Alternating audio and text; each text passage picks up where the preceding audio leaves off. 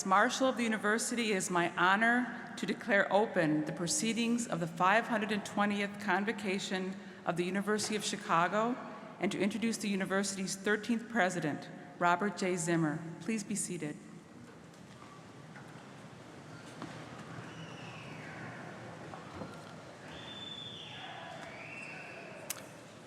Good afternoon and welcome. As the Marshal has just announced, today's ceremony is the 520th time that the University of Chicago has assembled for a convocation. From the time that classes began here in the fall of 1892, the university has held a convocation ceremony at the end of every quarter, allowing students to be recognized and celebrated for their achievements immediately upon completion of their studies, and to do so through formal exercises just as we do today. The primary purpose of convocation is, of course, to award degrees, but these occasions satisfy other important objectives as well. At convocation number 1, on January 2nd, 1893, the university's first president, William Rainey Harper, set out goals for these ceremonies, goals which 121 years later we continue to observe. Harper believed these occasions of high ceremony to be a necessary and nourishing part of the life of a university, and intended them to literally call together or cause to assemble all parts of the university community. In Harper's words, convocations are meant to bind together into a unity the many complex and diverging forms of activity which constitute our university's life and work. Today's ceremony, then, is also about reflecting upon the whole of what we do across the many libraries, laboratories, and classrooms that make up our campus. And in addition, it affords us all a moment to reflect upon the accomplishments of our past and the opportunities of our future, individually, collectively, and institutionally. I confer the degrees awarded this afternoon by authority delegated to me by the university's Board of Trustees, and I do so on behalf of the faculty of the University of Chicago that has responsibility for the educational programs recently completed. I welcome you again to the 520th Convocation, a time-honored ritual that recognizes achievements of which we can all be proud.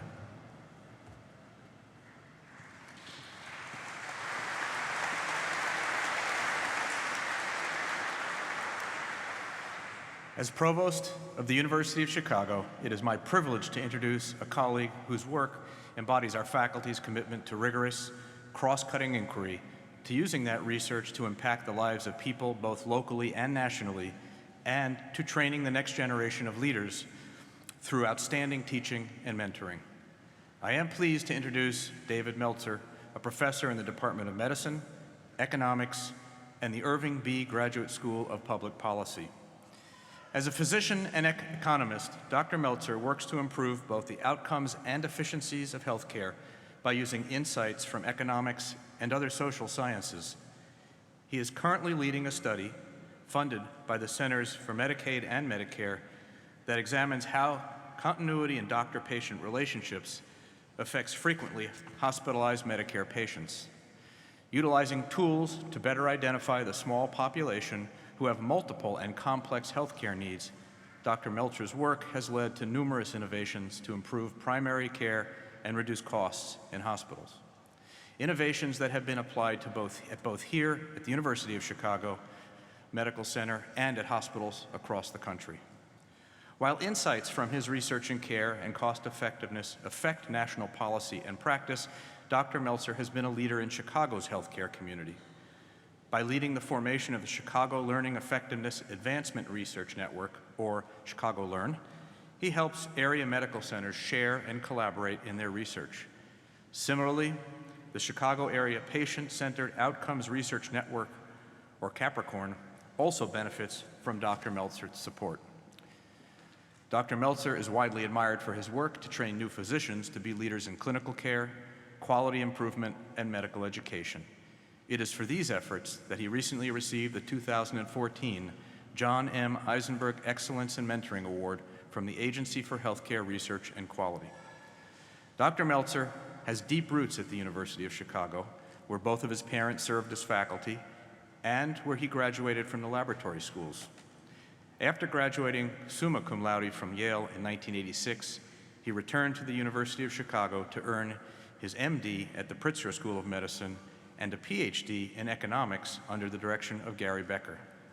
Dr. Meltzer completed his residency at Brigham and Women's Hospital in Boston and joined the University of Chicago faculty in 1996. The title of his talk today is Mean and Variance. David?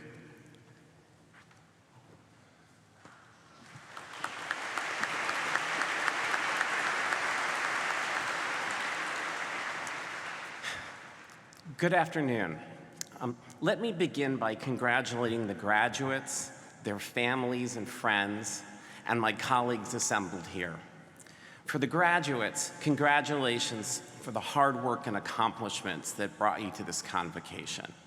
I identify with you today because I sat in this same hall for multiple graduations during my own training here. Eventually, this university became my home. Even when I left for college and medical residency, the university followed me.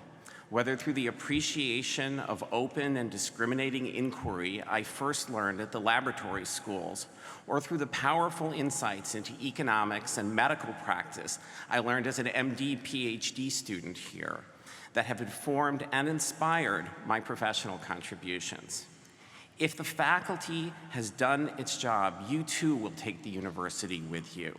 I hope that your time here has not only exposed you to some great ideas, but honed your skill in separating great ideas from lesser ones. I also want to recognize and thank the family and friends and faculty who have supported you during your time here. None of us make it to days like this without the support of others. Following the tradition of the university, my charge today is to tell you about my research. This tradition reflects this university's almost uniquely intense focus on the production of knowledge. This is a place where people love ideas, and I will admit, sometimes they especially love their own ideas. As I've joked with my friends from graduate school years here, enough about me, let's talk about my research. So let me turn to the chosen topic, mean and variance. As you have heard, I study the value of healthcare and how to improve it. I was first drawn to this topic 25 years ago, and at that time, healthcare was only 10% of gross domestic product, compared to 18% today, and at that time, about 1/4 as large in terms of real spending as it is today. The growth of the sector since then has consumed $1 in $4 of increased gross domestic product, despite failing to cover more than 1 in 6 Americans. In this context, it is natural to ask if we are getting value for this spending. The answer is both yes and no. On average, the answer is yes. Economists, including Kevin Murphy and Robert Topel from the Booth School, have estimated the economic value of improvements in life expectancy over the past quarter century. To do this, they have valued improvements in life expectancy by comparing them to the cost people have shown themselves willing to bear to protect their health through decisions such as taking safer but lower paying jobs. Their estimates suggest that the increases in life expectancy we have experienced over the past half-century, a remarkable 2 to 3 months increased life expectancy per year, have added just as much to our well-being as have increases in average earnings. As a back-of-the-envelope calculation, then, we have spent 1/4 of all the added income we have earned on health care, but gained increases in life expectancy equal to our increase in total earnings, a very respectable average return of about $4 in value per dollar spent on health care. But the real story is not so simple. Healthcare is not the only reason life expectancy has risen. Other countries have achieved gains in life expectancy while spending much less than we do. It is clear we spend healthcare dollars in ways that dramatically decrease their value. Pap smears used to detect cervical cancer in women are my favorite example.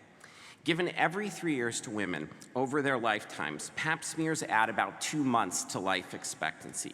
Every 3 years is often enough because for most women, because cervical cancer typically progresses quite slowly.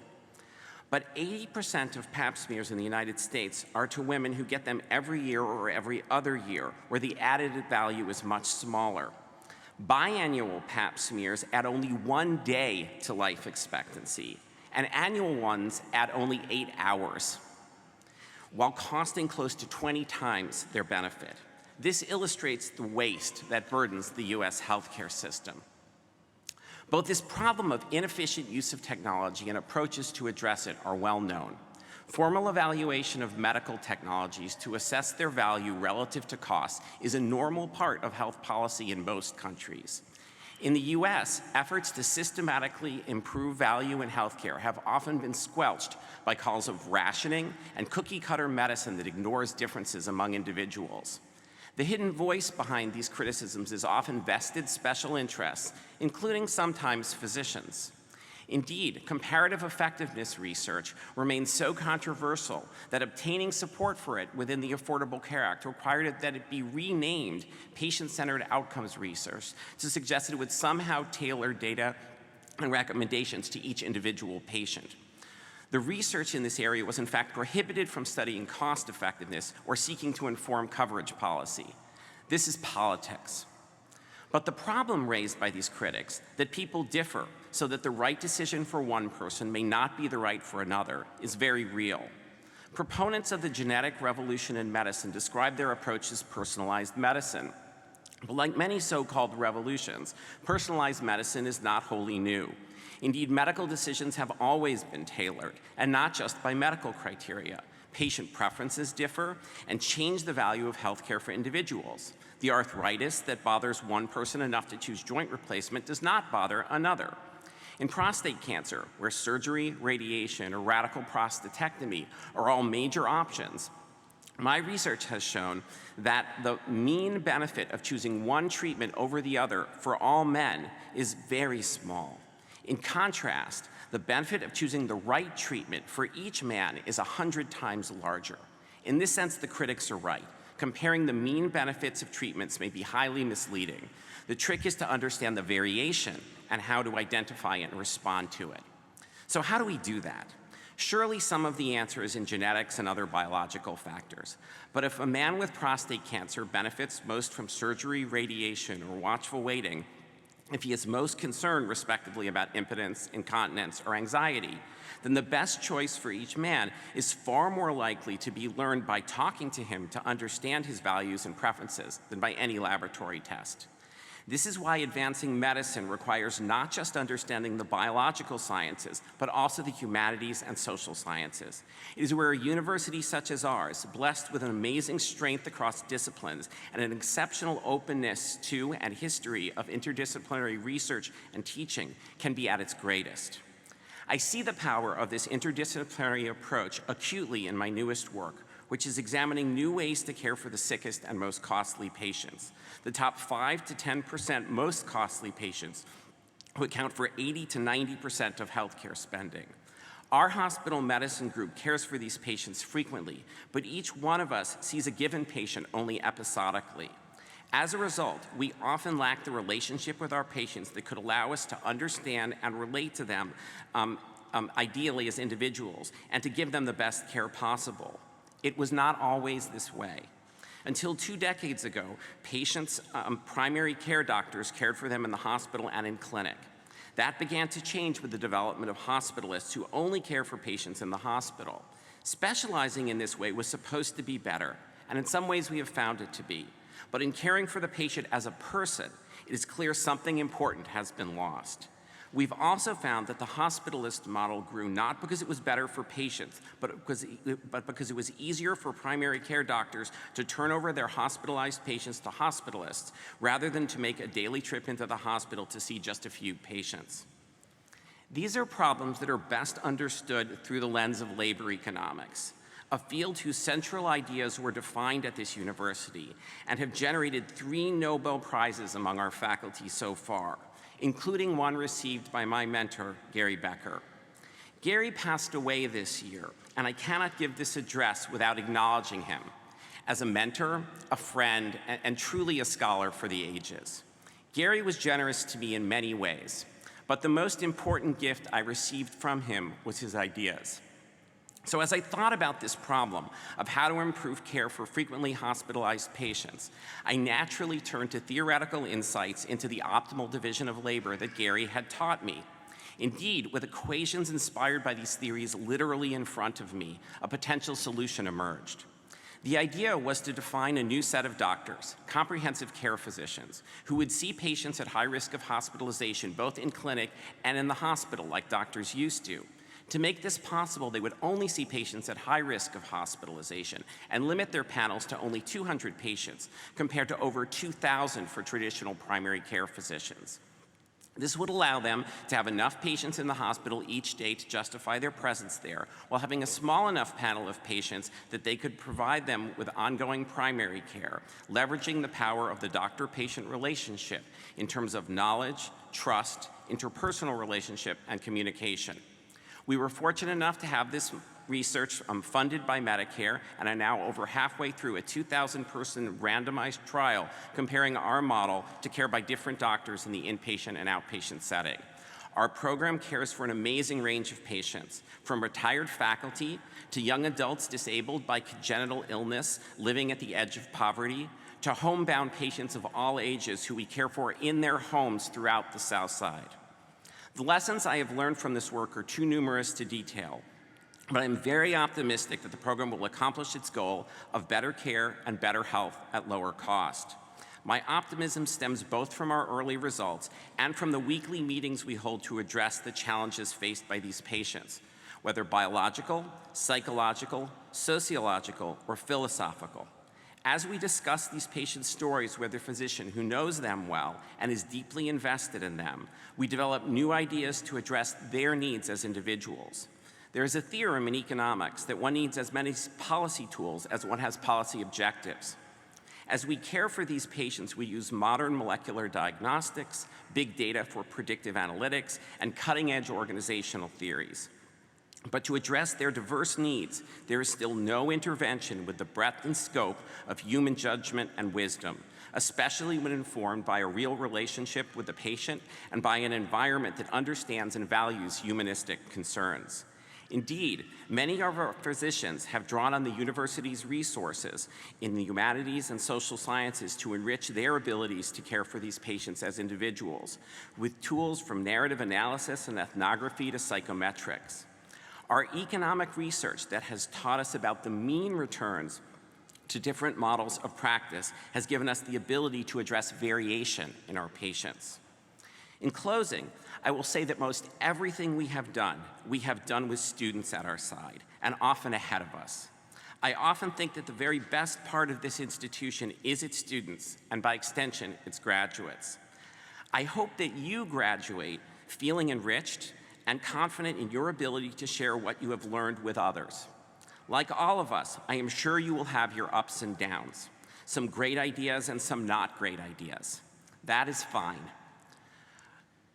I have come to believe that with wisdom and some strength, it is not the mean quality of your ideas that matters, but the variance. Hopefully you and the people around you will know how to let go of your lesser ideas and seize the better ones. I wish you more great ideas and great days than the opposite, but most of all, I wish you the wisdom and strength to separate them and to enjoy the journey. Again, congratulations.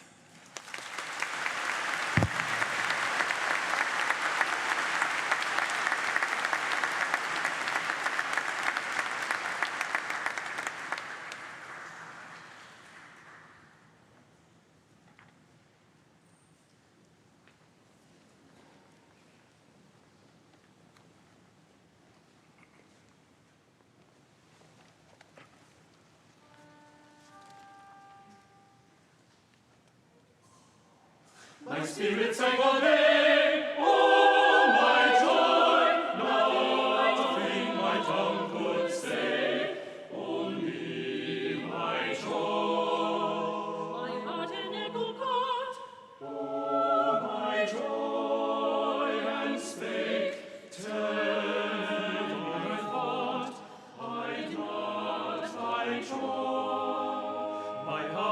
can peer around, oh my joy, what beauty hast thou found? Show us thy joy, my jealousy is growest, oh my joy, music from heaven is sent for our joy. She also came and heard, oh my joy, what said she is this word? What is thy joy? What is thy joy? And I replied, oh see, oh my joy, 'tis thee, I cried, 'tis thee. Thou art my joy.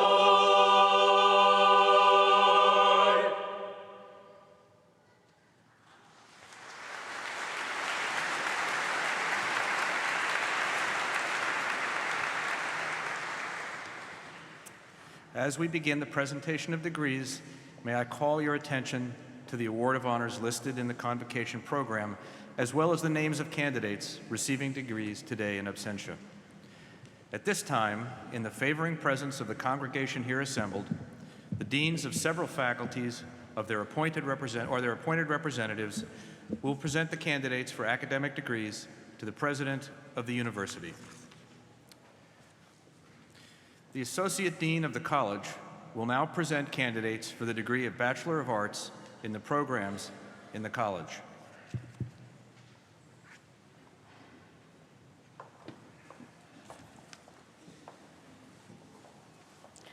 Mr. President, these students have completed the prescribed program of undergraduate studies.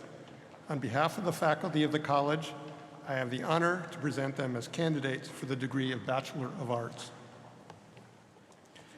By virtue of the authority delegated to me, I confer upon you the degree of Bachelor of Arts and welcome you to the fellowship of educated men and women. Sylvia Anna Livia Anderson. Christy A. Young. Thomas J. Biemendorfer. Lara Ellen Bernstein. Maureen Denise Brennan. Chang Yu Kai. Felicia Crespo. Francesco John DeMaio. Kevin M. Dodge. Douglas Brisker Grabner. Paul Lee Wong. Jessica Rose Kadish. Shuki Kang. Ju Yun Lee. Amber Camille Ann Matthews. Dylan Michael Rodriguez.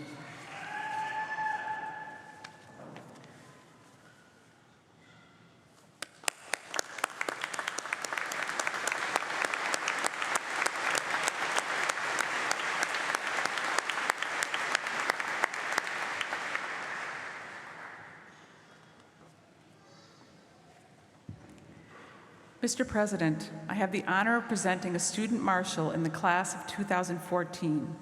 Appointed for her excellent record in academic studies and her contributions to the university and its community, she has served with distinction as a student marshal.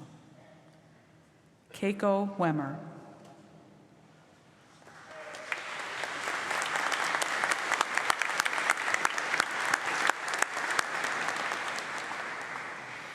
The Dean of the William B. and Catherine V. Graham School of Continuing Liberal and Professional Studies will now present a candidate for the degree of Master of Liberal Arts and candidates for the degree of Master of Arts in Teaching in programs in the Graham School.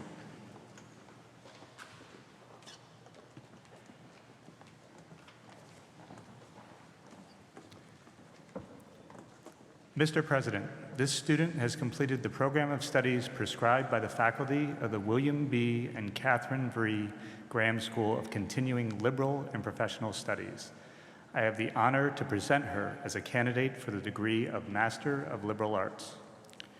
You have successfully completed a program of advanced study in the liberal arts, and by virtue of the authority delegated to me, I confer upon you the degree of Master of Liberal Arts, and I express the hope that your learning will lead you to advance knowledge in or enrich the practice of your chosen field. Susan O'Brien Lyons.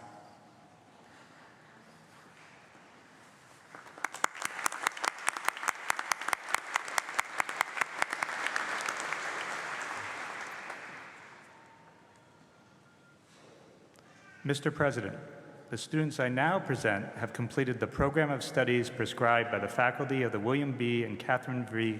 Graham School of Continuing Professional and Liberal Studies, and I now have the honor to present them as candidates for the degree of Master of Arts in Teaching of the particular subject for which they are qualified. By virtue of the authority delegated to me, I confer upon you the degree of Master of Arts in Teaching, and I express the hope that your work will contribute to the education of children and the creation of a society dedicated to learning. Kathleen Carter. Emily Liddy Clark.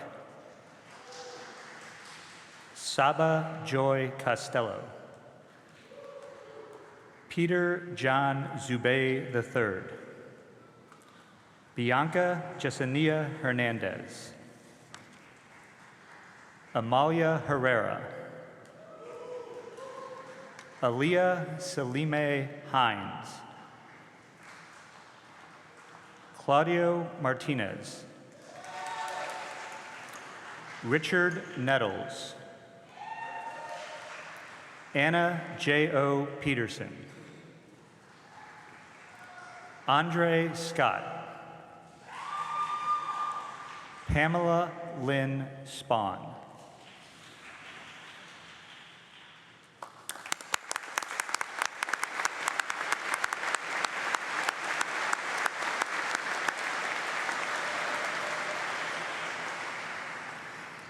The Dean of the Division of the Biological Sciences and the Pritzker School of Medicine will now present candidates for the degree of Doctor of Philosophy in Programs in the Division of the Biological Sciences and the Pritzker School of Medicine.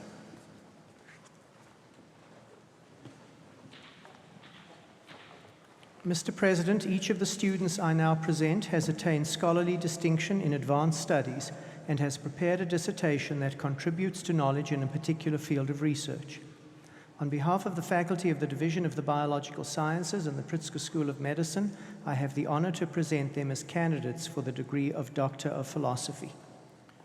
By virtue of the authority delegated to me, I confer upon you the degree of Doctor of Philosophy and welcome you to this ancient and honorable company of scholars. David Randall Blair. Jessica Lynn Coranda.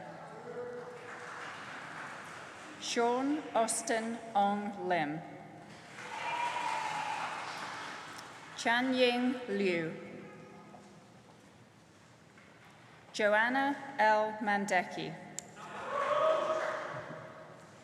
Matthew Paul Nelson. George Alfred Perdreze II. Joseph Michael Pickard. Wilfredo Rosario. Aaron Zvi Savitt. Paul Anthony Volden.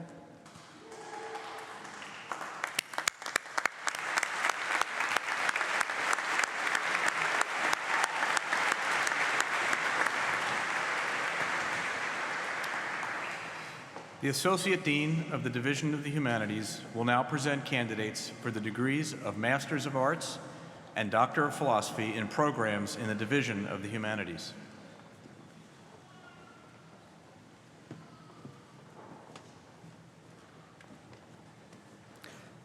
Mr. President, these students have completed the program of studies prescribed by the faculty in the Division of Humanities and the special programs approved by their departments. I have the honor to present them as candidates for the degree of Master of Arts. You have successfully completed a program of advanced study in the humanities, and by virtue of the authority delegated to me, I confer upon you the degree of Master of Arts, and I express the hope that your learning will lead you to advance knowledge in or enrich the practice of your chosen field. Panagiotis Koutsoris. Connie Gia Liu. James Palmier.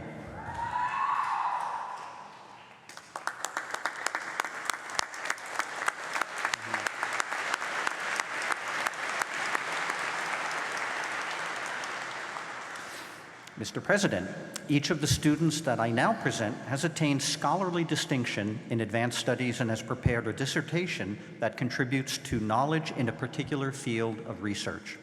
On behalf of the faculty of the Division of Humanities, I now have the honor to present them as candidates for the degree of Doctor of Philosophy. By virtue of the authority delegated to me, I confer upon you the degree of Doctor of Philosophy and welcome you to this ancient and honorable company of scholars. Corinne Bayer. Max Lowell Bonenkamp. Kaveh Hemat. Daniel Andre Jasinski. Peter Kletcha. Rochelle Lair.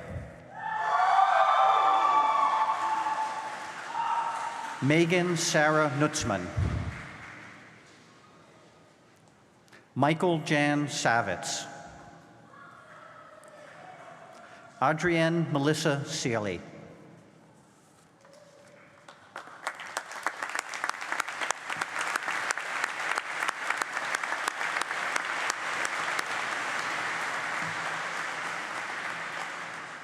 The Dean of the Division of the Physical Sciences will now present candidates for the degree of Master of Science and Doctor of Philosophy in programs in the Division of the Physical Sciences.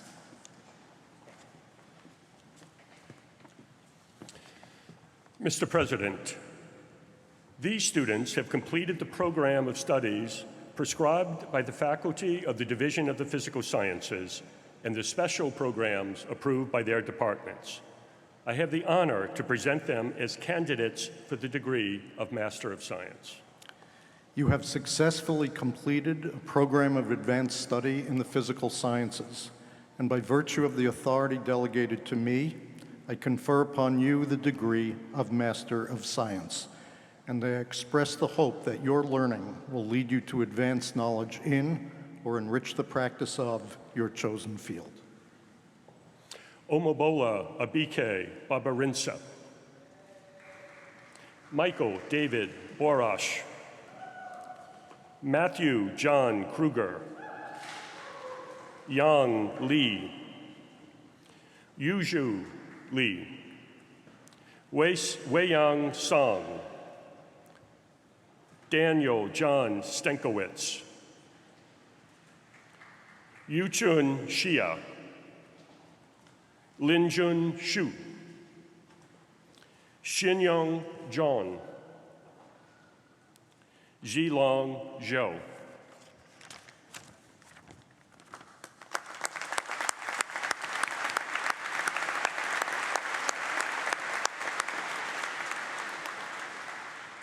Mr. President, each of the students I now present has attained scholarly distinction in advanced studies and has prepared a dissertation that contributes to knowledge in a particular field of research.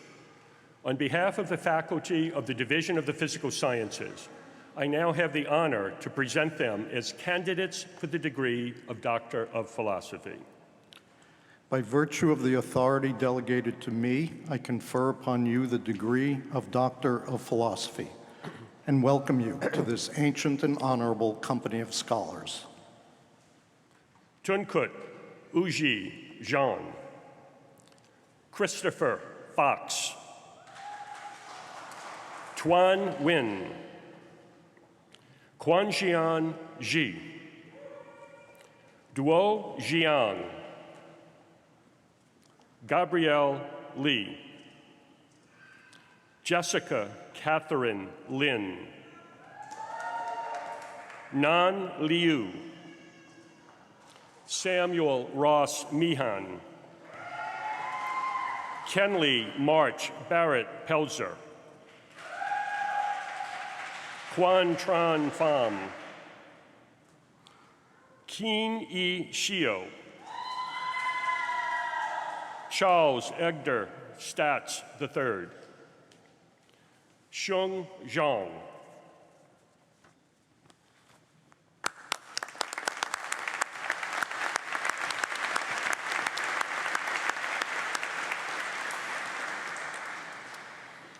The Deputy Dean of the Division of the Social Sciences will now present candidates for the degree of Master of Arts and Doctor of Philosophy in programs in the Division of the Social Sciences, as well as a candidate for the degree of Doctor of Philosophy jointly with the Chicago Booth School of Business.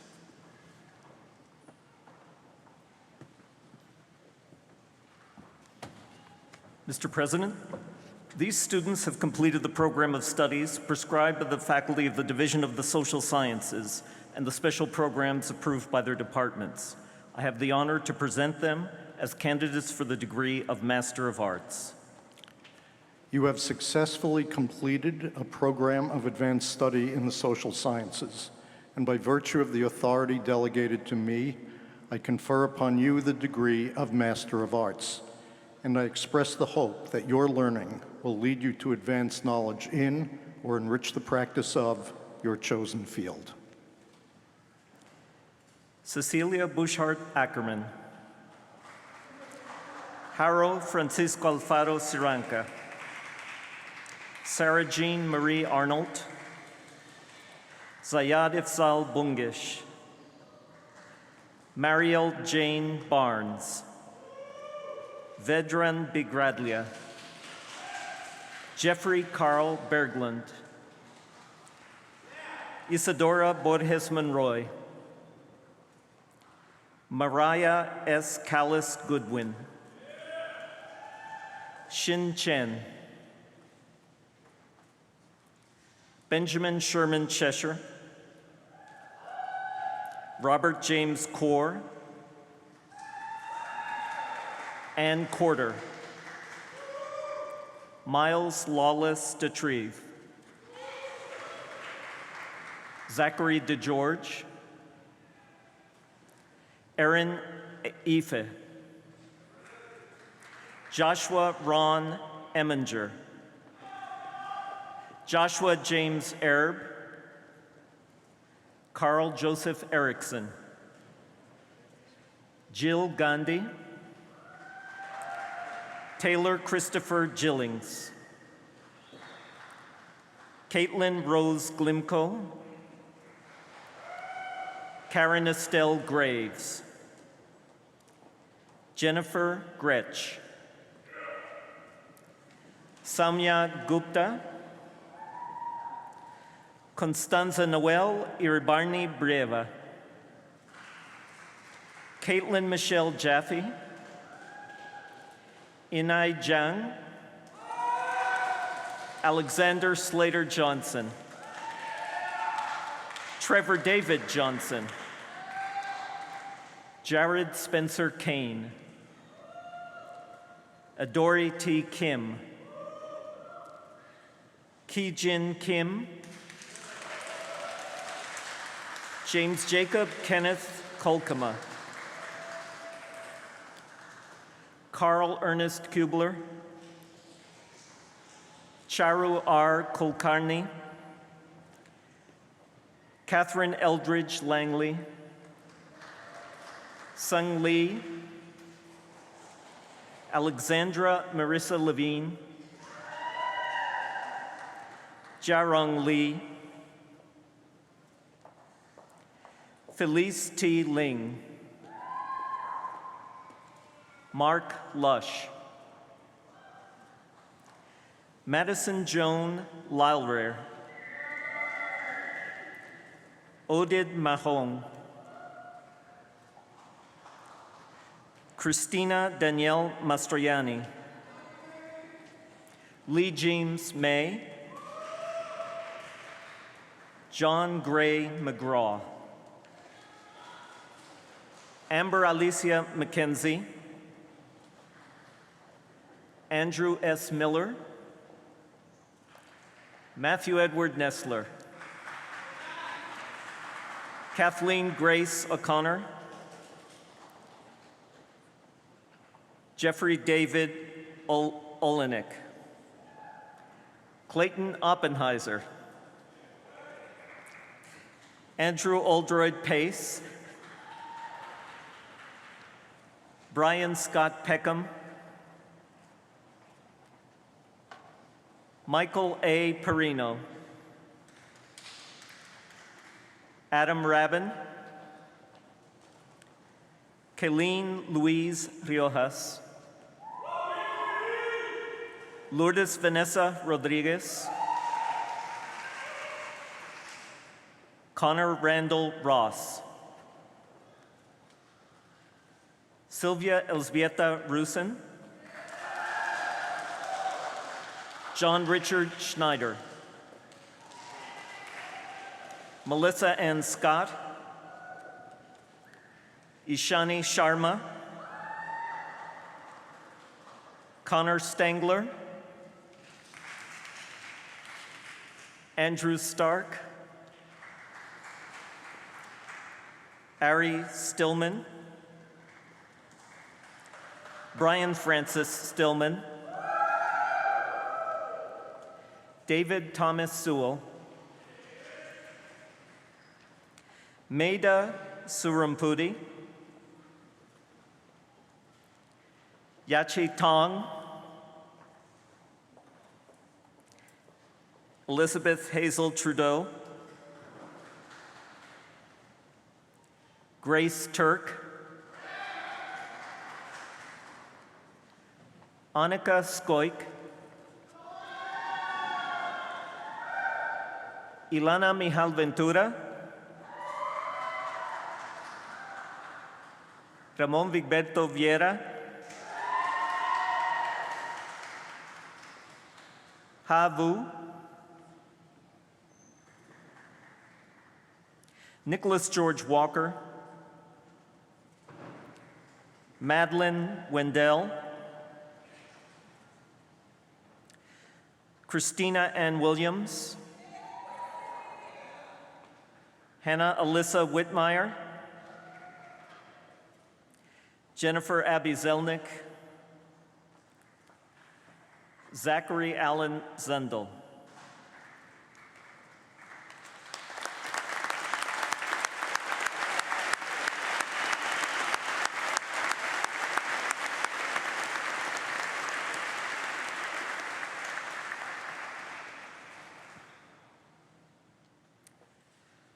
Mr. President, each of the students I now present has attained scholarly distinction in advanced studies and has prepared a dissertation that contributes to knowledge in a particular field of research.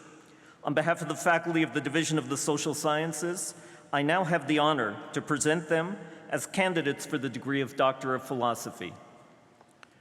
By virtue of the authority delegated to me, I confer upon you the degree of Doctor of Philosophy and welcome you to this ancient and honorable company of scholars.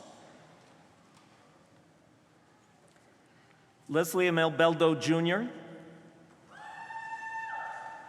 Juliet Mathilde Camaned, Gordon Charles Calder Douglas, Torsten Kitada Edstam, Falina Enriquez, Donald Edward Frederick, Amanda Lee Hartzmark, Christy Lynn Ironside, Julia Louise Kowalski, Erin Dana Lieb, Mary Teresa Francis Layton, Sarah Lynn Stewart Makela, Larissa Rana Masri, Simon James May, Monica Lynn Mercado, Celeste Moore, Zoe Nisa, Emily Ann Remus, Teófilo Lenin Reyes, Claudia Sandoval, Jacqueline Ann Sumner, Eli David Torkelson, Sheila Tu Willie,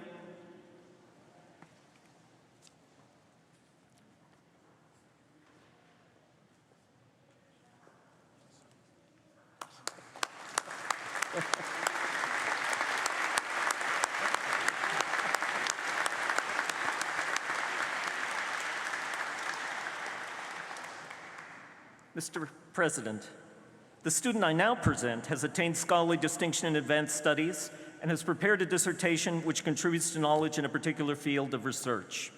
On behalf of the faculty of the Division of the Social Sciences and the faculty of the University of Chicago Booth School of Business, I now have the honor to present her as a candidate for the degree of Doctor of Philosophy.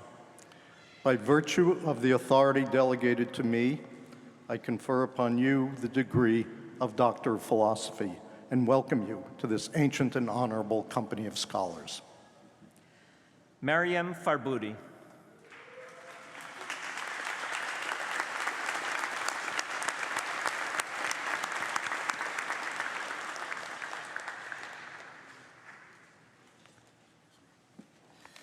The Dean of the University of Chicago Booth School of Business will now present candidates for the degrees of Master of Business Administration, Doctor of Philosophy and Programs in the University of Chicago Booth School of Business, as well as a candidate for the degree of Doctor of Philosophy jointly with the Social Sciences Division.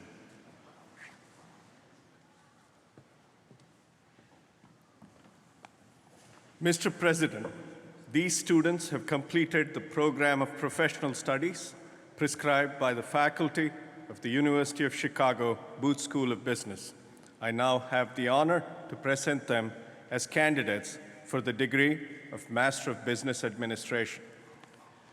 By virtue of the authority delegated to me, I confer upon you the degree of Master of Business Administration, and I express the hope that your work will further wise choices in the allocation of economic resources for the benefit of all people.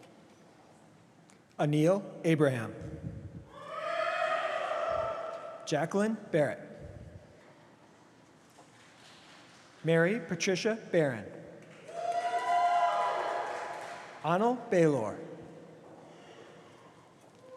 Laura Mead Bergfeld. Deepak Bava. Daniel Patrick Burke. Robert Kalia. Leah Christine Kaplanis. Derek C. Chen. Alexandru Adrian Kitao. Megan Basic Collins. Octavian Petru Farkasanu. James Thomas Farley. Alexander Gimmel. Allison Marie Hamill. Thomas Daniel Hennessy. Matthew Paul Hermanson. Andrew Nicholas Hill. Kelly Ann Hirsch. Ashish Jain. Satya Prakash Komanani. Bradley Michael Connectus. Ryan Michael Cole. Eric Wolfram Kuhl. Anil Chaudhry Molavarpu. Mohit Monacha. Stephen Edward Orladino. Thomas G. Pendergrass. Adam Daniel Schwab. Petrus Spiels. Ryan Ingemar Sunby. Sean Michael Taylor. Sanjeev Srinivasan Tittai. Carlos Untras Villarreal. John Kenneth Wedding. Sylvia Wareham. Shejong Shah. Wei Shu.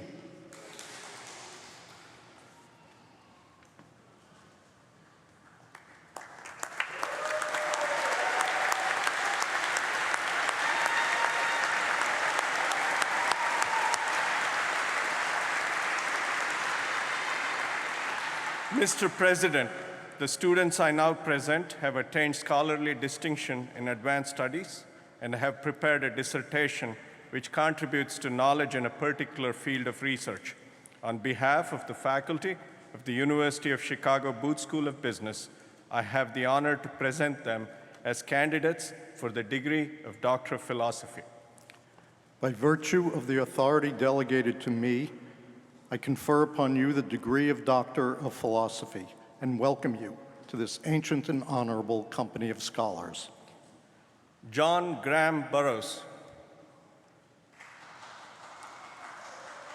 Anne Heinrichs,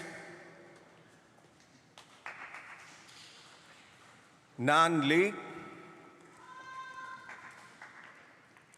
Samir Pramod Varti,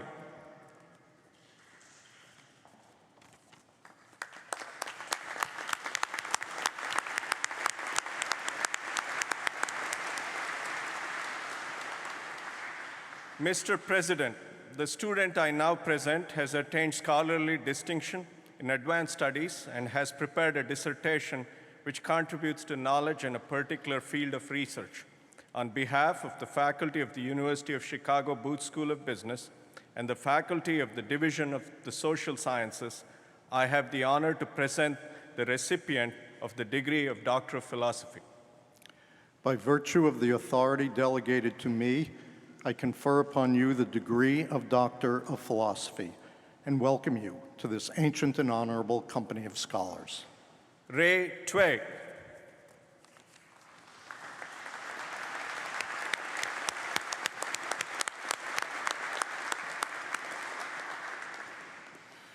The Dean of the Divinity School will now present a candidate for the degree of Master of Divinity and candidates for the degrees of Master of Arts and Doctor of Philosophy in programs in the Divinity School.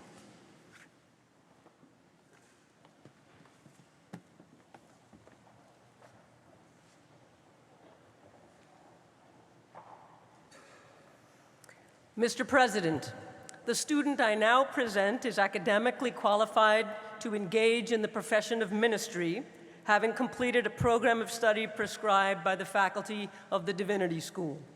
I have the honor to present her as a candidate for the degree of Master of Divinity.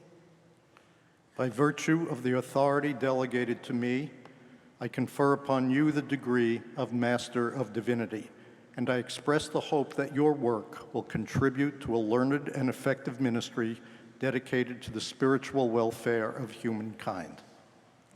Erin Margaret McCarthy.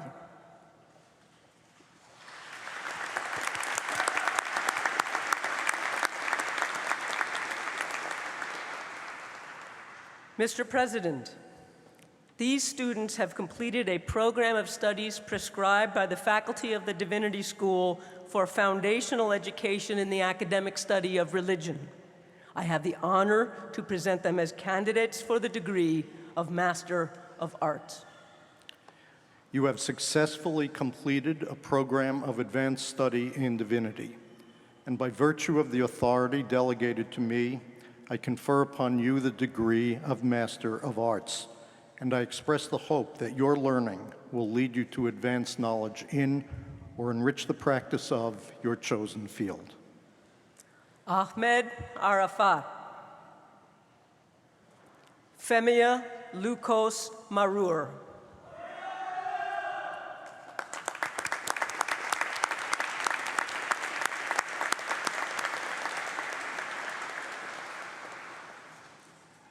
Mr. President, each of the students I now present has attained scholarly distinction in advanced studies and has prepared a dissertation that contributes to knowledge in a particular field of research in the academic study of religion. On behalf of the faculty of the Divinity School, I have the honor to present them as candidates for the degree of Doctor of Philosophy. By virtue of the authority delegated to me, I confer upon you the degree of Doctor of Philosophy and welcome you to this ancient and honorable company of scholars. Emmanuel Newman Burton. Patricia Ann Duncan. Tariq Fathi El-Gendi. Adrian Nikolai Guiou. Alex Delaney Thompson.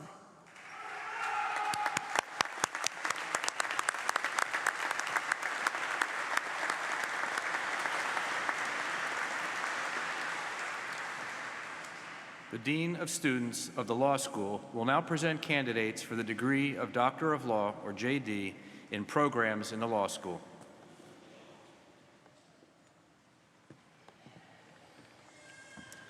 Mr. President, these students have fulfilled all of the requirements prescribed by the faculty of the law school to qualify them for the profession of law. I have the honor to present them as candidates for the degree of Doctor of Law. By virtue of the authority delegated to me, I confer upon you the degree of Doctor of Law, and I express the hope that your work will contribute to the protection of liberty and the advancement of justice. Karen Leong.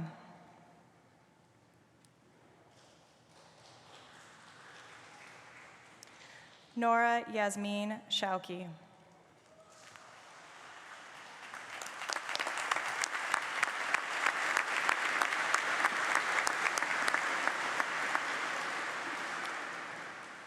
The Dean of Students of the School of Social Service Administration will now present candidates for the degrees of Master of Arts and Doctor of Philosophy in programs in the School of Social Service Administration.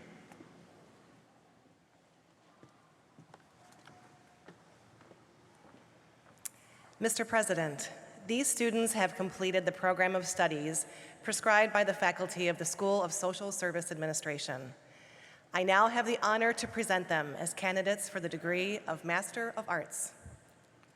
By virtue of the authority delegated to me, I confer upon you the degree of Master of Arts, and I express the hope that your work will promote the welfare of individuals and the achievement of a socially just society. Christopher D'Angelo Huff. Loretta Ann Maestranzi. Tian Tian Wang. Yingjia Wang.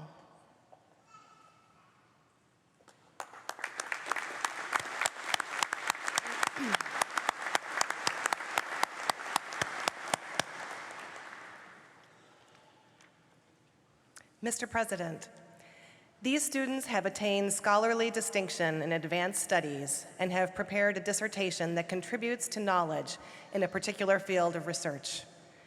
On behalf of the School of Social Service Administration, I have the honor to present them as candidates for the degree of Doctor of Philosophy. By virtue of the authority delegated to me, I confer upon you the degree of Doctor of Philosophy and welcome you to this ancient and honorable company of scholars. Vanessa Duffy Fabre. Hassan Reza.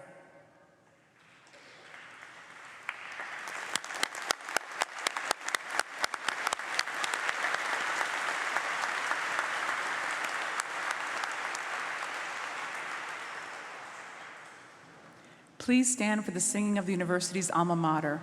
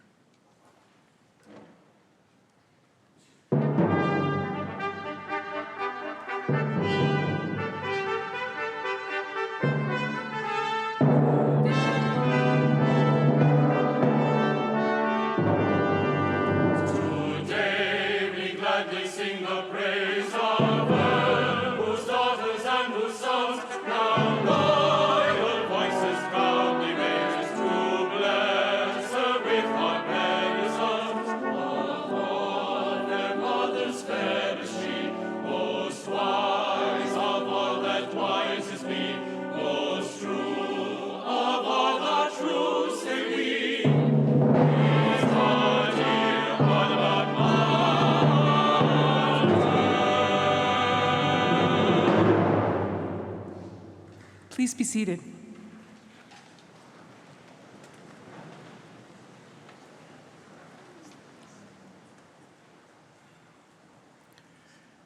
This is a special day for all of you upon whom I've just conferred a degree.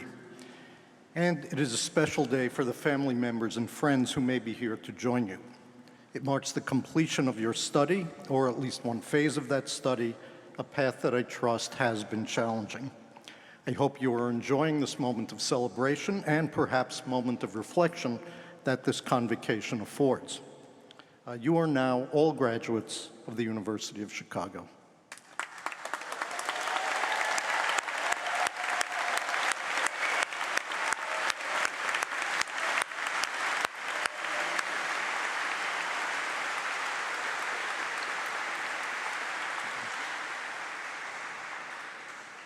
Because of your achievements that we celebrate here today with your family and friends, each of you will always be connected to the University of Chicago, a connection that I hope that you and we will foster for many years.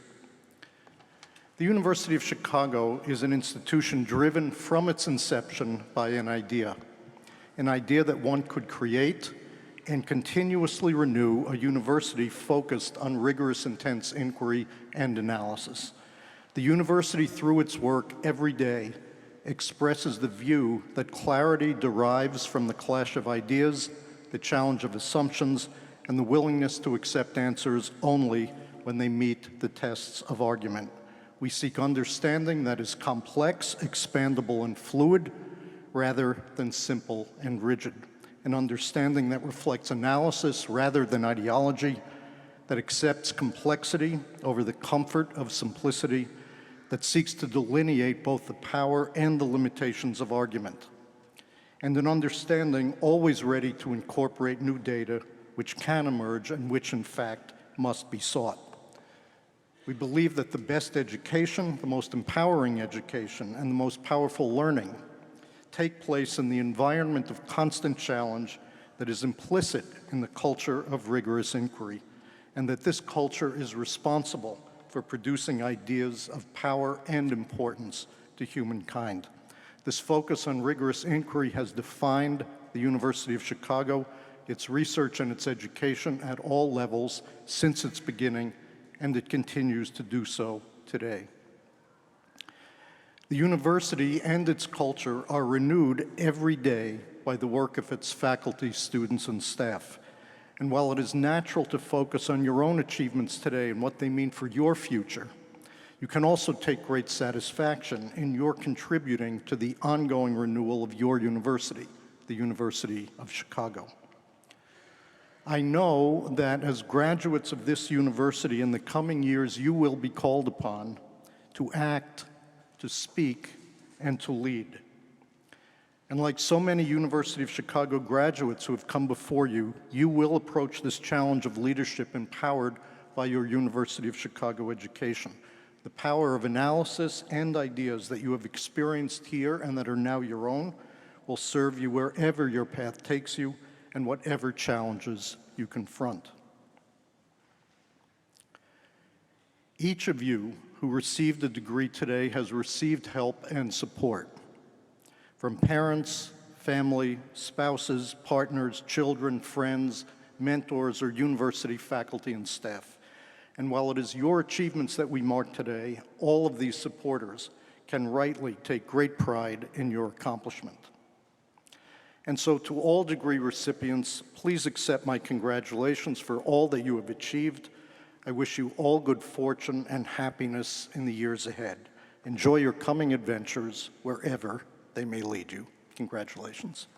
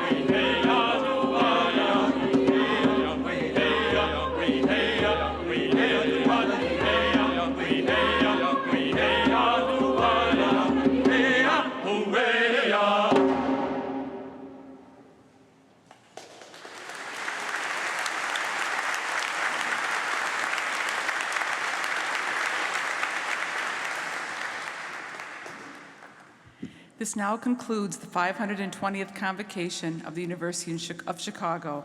Crescat scientia vita escolator. Let knowledge grow from more to more, and so be human life enriched.